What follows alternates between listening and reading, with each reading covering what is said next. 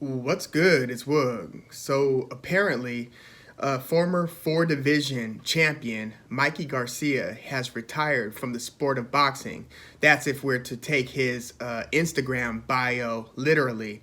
He basically says retired world champ and then lists the four divisions that he earned a belt in: 126, 130, 135, and 140. So this was a very kind of under the radar retirement to where I didn't realize that he had done it until I saw, I believe, the Premier Boxing Champions, the PBC's Instagram handle say, congratulations on your retirement. So obviously, if this is the end, then, it's going to beg the question, is he a Hall of Famer? Now, a lot of people would say absolutely to that question, and then they would reference, of course, him being a four-division champion. But, I've long looked at belt holders and champions as being two different things. Not to say Mikey Garcia is not a champion. What I mean by that is, I look at his career as being like a tale of two careers. He had the whole come up in the, late aughts and early 2010s where he started featuring on more HBO undercards and then would headline some of the HBO cards.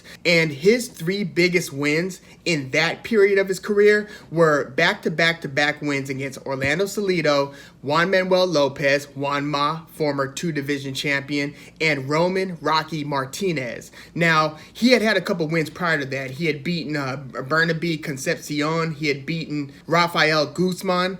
But by the time he fought Orlando Salido, which was his first fight for a major title, he had really been building his reputation, again, on a lot of those HBO undercards. And so he fights Orlando Salido, and he ends up winning via technical decision. So he dropped Salido multiple times in that fight, but it was stopped in the ninth round when there was a clash of heads or a head clashing with the face, and it was Salido's head hitting and breaking Mikey Garcia's nose. So they stopped that fight. Mikey Garcia gets the win because they went to the scorecards, and Mikey Garcia was pretty easily, or at least in terms of the points, easily winning that fight. And so that's how he earned his first belt. So it was a featherweight 126-pound WBO title. And Orlando Salido, by this point, had, he had a couple losses. He had lost to Yorkis Gamboa, but this was also after his two big stoppage wins over Juan Manuel Lopez. So by the time Salido fought Mikey Garcia, he had those two big stoppage wins, but he had not yet beaten Vasily Lomachenko. But Mikey Garcia, again, beats Orlando Salido, and then he fights Juan Manuel Lopez, who, again, was already stopped twice by Orlando Salido, and then he beat Roman Martinez. So even if you look at those three wins, this is pre-hiatus because he took a 2.5-year absence when he was in the contractual dispute, leaving Top Rank. And so Mikey Garcia spent almost 3 years out of the ring, but before that, it was those back-to-back-to-back wins. But even if you analyze those three wins, I think we would agree that those three wins, in itself, if you look at Mikey Garcia's career up to that point, don't necessarily merit Hall of Fame status, at least not at that point. So he wins his first belt against Salido, then he fights Juan Ma, and that was a fight where Mikey Garcia missed weight, so he actually lost his belt on the scale before fighting Juan Ma, similar to how David Benavidez lost his belt on the scale before fighting Romer Alexis Angulo.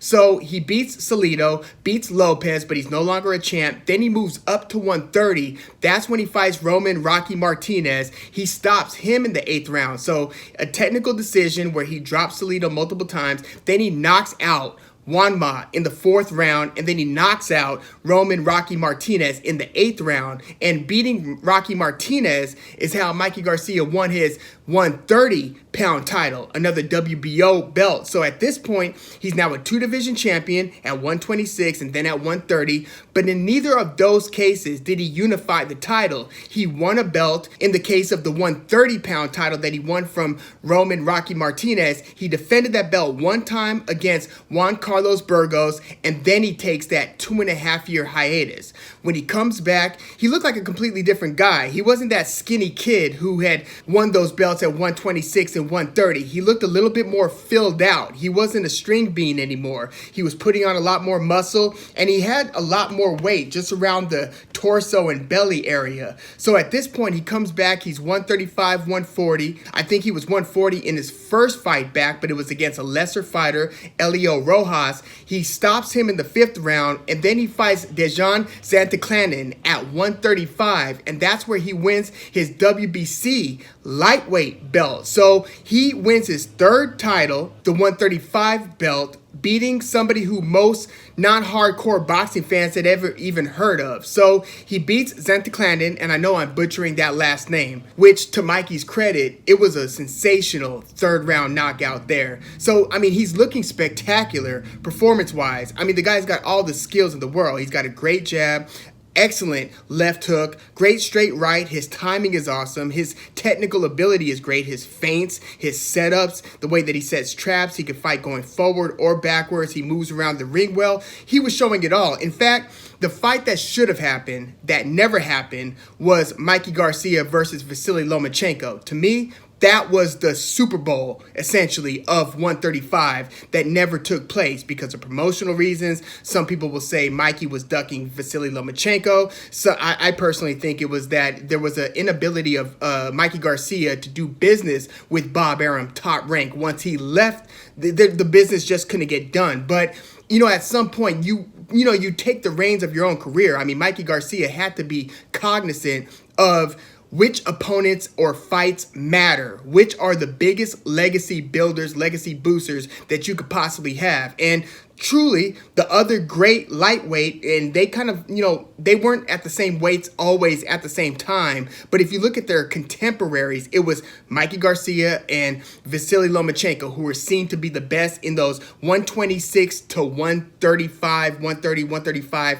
pound divisions. So the fact that that never happened, that was a huge missed opportunity. But, Mikey Garcia, at the point that he beats Dejan Santaclanin and takes that lightweight belt, now he's a 3-division champion. He looks sensational. And again, that fight and then the fight against the lesser Elio Rojas prior to that were basically Mikey Garcia announcing his return after that long hiatus. So people were super excited to have Mikey Garcia back. They're like, damn, now we're really going to see what he's capable of. We've seen him beat the Rocky Martinezes and the Juanmas and the Salidos, in these smaller weight classes. Now we're really going to see what he could do against a top tier at lightweight. Let's go. I remember being super excited about it, even though I, at the time, also had wanted to see him, unify some of the belts at 126 and at 130, maybe against Yorki's Gamboa or something like that, who, was a stud at 126 at the time. But instead of unifying those titles, he would move up and then move up. And then, at this point, he's now a 3-division champion. But it's the next 3 fights after that I look at those as being the crowning achievements of Mikey Garcia's career. And those 3 wins came against Adrian Broner, Sergey Lipinets, and Robert Easter Jr. And so when he fought Adrian Broner, at the time, Broner was a solid 140, but would often fight at 147 because he had trouble making weight for a lot of his fights. Multiple fights, Broner would have difficulty or just not make weight. Mikey Garcia was coming up again from 126, 130, 135, now meeting Broner up at 140, where Broner's coming back down to 140, where most people thought Broner should stay. He was a good 147, not an elite 147. Like, he lost to Sean Porter. He, dared to be great, went multiple divisions up. People forget that Broner traveled multiple divisions up to fight Marcos Maidana, where he suffered his first professional loss. So Broner versus Mikey Garcia was seen to be a very competitive fight. I was really on the fence as to how this one would go. Look, I mean, what did we know about Adrian Broner? Super durable, fast hands, good defense, knows how to box, and he's naturally bigger, at least at this point, naturally bigger than Mikey Garcia. But what happened when they got in the ring? It was the craziest thing. By the second round, Adrian Broner was on his bike and began fighting a survivalist fight where it became abundantly clear he didn't want to mix it up too much in the pocket with Mikey Garcia. I mean, Mikey Garcia, again, had great punching power. I was just naming all the skills that he had. Let's not forget, he had crushing knockout power, especially at 135, 130. Like, some of his knockouts were highlight reel knockouts against notable fighters. And so he fights Adrian Broner, and this fight doesn't end up being competitive at all. In fact, this was the fight where people really started to get sour on Adrian Broner's performances. Like, before this point, he had only had the losses to Sean Porter and Marcos Maidana, where he fought valiantly and competitively in both. But against Mikey Garcia, it was almost like nope, thank you. And Mikey Garcia was just looking scary by this point. So, again, the odds were pretty even in Garcia versus Adrian Broner. Mikey Garcia might have been like a 2-1 favorite, and I think Broner was a plus 170 at the time. So it ended up not being a competitive fight. And then Mikey Garcia stays at 140, but now he's fighting for a belt against Sergey Lipinets. And this was for the IBF 140-pound title. And it was in that unanimous decision win where he dropped Sergey Lipinets, but he himself, Mikey Garcia, got a little bloodied up in that fight against Lipinets. I mean, we were so used to Mikey Garcia basically blowing the doors off of his opponents. So Sergey Lipinets was very formidable in that fight against Mikey Garcia. But Garcia did come away with that 140-pound title. So now he's a 4-division champ. So at this point, you've got a 4-division champ who has unified in not one of those 4 divisions. So again, you've got belt holders and you've got champions. Are all champions, created and treated equally? No, based on your performance and based on your track record as champion and your road to get to the title. Did you earn it via vacant title shot? Did you beat a guy with a name like a notable champion to earn the belt? Or did you beat somebody who nobody had really ever heard of? Like, what were the circumstances that made you a belt holder? To me, that type of stuff matters. So after beating Sergey Lipinets and thereby becoming a 4-division champion, Mikey Garcia fights Robert Easter Jr., where if it's not Adrian Broner being the best win of Mikey Garcia's career, which that win over Broner really might be his best win, then it might be his win over Robert Easter Jr., who was the IBF champ at 135 at this time. So after winning that belt at 140, Mikey Garcia comes back to 135. So I'm thinking, hey, maybe there's hope that he fights like a Yuriorkis Gamboa or, Vasily Lomachenko, which, by the way, Mikey Garcia this whole time, Robert Garcia was saying that Terrence Crawford would be too big for Mikey Garcia. So that's why I was thinking, okay, it's not going to be Terrence Crawford, but maybe we finally get this Lomachenko versus Mikey Garcia showdown. Well, he fights Robert Easter Jr. back at 135, where Mikey Garcia, is coming in with the WBC belt. Robert Easter Jr. is coming in with the IBF belt. And then Mikey Garcia ends up beating Easter via unanimous decision. Tremendous win. Robert Easter Jr., super tall fighter, long reach. At this point, he had beaten like Javier Fortuna. Very good fighter. And, at this point, Robert Easter Jr. came into the fight with Mikey Garcia, an undefeated title holder. So, giving somebody their first loss, I really feel, you should place some sort of a premium on that. Of course, depending on who that fighter is and who they fought up until that point where they're still undefeated. But Mikey Garcia gave Lipinets his first loss, gave Robert Easter Jr. his first loss. So these are very impressive wins at this point, not to mention, again, the Adrian Broner win. So now Mikey Garcia is a unified 2-belt holder at 135, holding the WBC and the IBF belts after beating Robert Easter Jr. So that completed his, trilogy against Adrian Broner, Sergey Lipinets, and Robert Easter Jr. Again, he's got 2 belts at 135, but then he makes the huge managerial mistake, in my view, where he drops his lightweight belts, WBC and IBF lightweight belts, and then he challenges Errol Spence Jr. 2 divisions up. Super ill-advised career move for Mikey Garcia. Yes, he was daring to be great. Yes, he might have thought he saw something in Errol Spence Jr.'s style. I mean, Richard Dwyer, online boxing analyst, picked Mikey Garcia to beat Errol Spence Jr. I didn't think it was going to happen. But, Mikey Garcia, to his credit, was looking so damn good to where some people were like, damn, I don't know. Yes, we know everything we know about Errol Spence Jr., but Mikey Garcia is just looking scary. Super technical, sharp puncher, great boxer. Let's see what happens. Like, I didn't want to see Amir Khan go up multiple divisions to fight Canelo. I didn't want, Shane Mosley to go up and fight, Winky Wright 2 times in a row. Super ill-advised. I didn't want Kell Brook to go up multiple divisions to fight Triple G Gennady Golovkin. Yes, these were very ballsy moves, as was Mikey Garcia's challenge against Errol Spence Jr. It just, obviously in retrospect, ended up being a very bad move.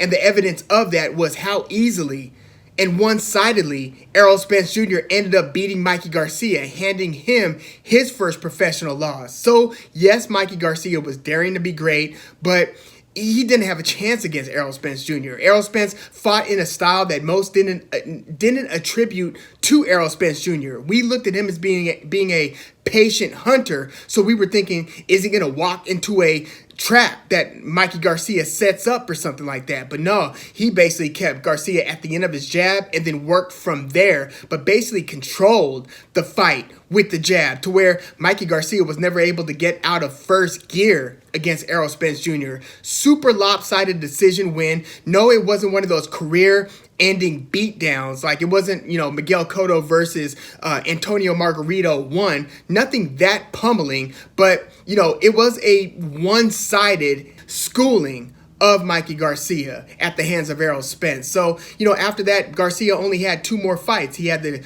impressive 147. It was a welterweight win, his only welterweight win against Jesse Vargas, a former title belt holder. And then, obviously, the super surprising, as a tremendous high favorite, one of the upsets of the year, majority decision loss against Sandor Martin, which shouldn't have been a majority decision loss. That should have been a unanimous decision loss. It was they were fighting in Fresno. This was supposed to be kind of like a very friendly crowd to Mikey Garcia, but Sandor Martin, the Spaniard, just schooled Mikey Garcia. It was pretty stunning, and that is his final fight of his career. So, as good as Mikey Garcia's career has been, and yes, he might still be a Hall of Famer, being a 4-division belt holder. I look at him as being a true champion at 135, holding 2 of the belts there. And yes, he did beat Rocky Martinez and Juan Ma at the lower weight classes. So, he beat good fighters to earn the other belts, but he didn't,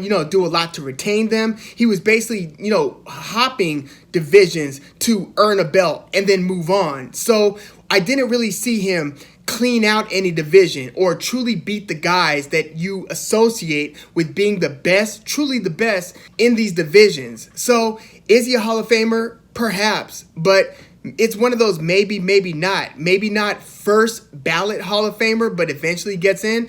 If you feel differently, tell me why. And again, I wanted to see Mikey Garcia fight Vasily Lomachenko. Like, I would have favored Mikey Garcia over Lomachenko. That's how highly I thought of Mikey Garcia and his skills. But I just feel like as good as his career was, he still didn't get the full, juice out of the squeeze, given his talents. And, it was years ago where, HBO was doing the exposés talking about how Mikey Garcia, wanted to be a police officer more than a fighter. It just so happened he had these great abilities, not to mention he comes from a boxing family where his brother/trainer Robert Garcia was a former belt holder. So, Mikey Garcia, very, very good career. It's just that a lot of or at least a few of the fights that would have mattered most never ended up happening. The most notable, again, being the one against Lomachenko, but also, imagine if instead of, even after fighting and losing to Errol Spence Jr., if he came back to 140, in the wake of Terrence Crawford being the undisputed champion at 140, and then he went up, if Mikey Garcia was to fight a Regis Prograis, Josh Taylor, or somebody like that at 140, that would have been tremendous. But instead of that, we got him basically leaving the ring for like another year after losing to Errol Spence Jr., fighting Jesse Vargas, and then leaving the ring for another year and a half plus before losing that decision to Sandor Martin. So, everything basically after the Robert Easter Jr. win, which was in July of 2018, everything after that was pretty disappointing, especially given the trajectory that he appeared to be on at the time. But you can't manufacture the will to want to put in the work. Like, if your heart's not in it, your heart's not in it. And if your heart's not in it, it's probably best that you don't compete against some of these, unbelievable fighters. So hats off to Mikey Garcia for the career that he did had. It's arguably a Hall of Fame career. Some might think that it's undoubtedly a Hall of Fame career. If you believe that, let me know why in the comments. But yeah, I just feel like there was so much more that he could have done not even to mention the 2.5 years that he spent out of the ring between 2014 and 2016. So there was that chunk of his, mid to late 20s that he was out of the ring. And then obviously after 2019, now he's like 31, 32, around the time he fought Errol Spence Jr. So I just feel like there was still a lot of prime years that just went unfulfilled. But let me know what you think about Mikey Garcia and his career in the comments. He was one of my favorite fighters for a few years. Like, I was very excited anytime he would return to the ring, and I just wanted to see his skills tested against the absolute best between the weight classes of 126 to 135, maybe 140. Maybe 140, but definitely those weight classes below that. Let me know what you think in the comments, and please like the video, subscribe to the channel if you are into the fight talk. I'm Woog. Thanks for tuning in.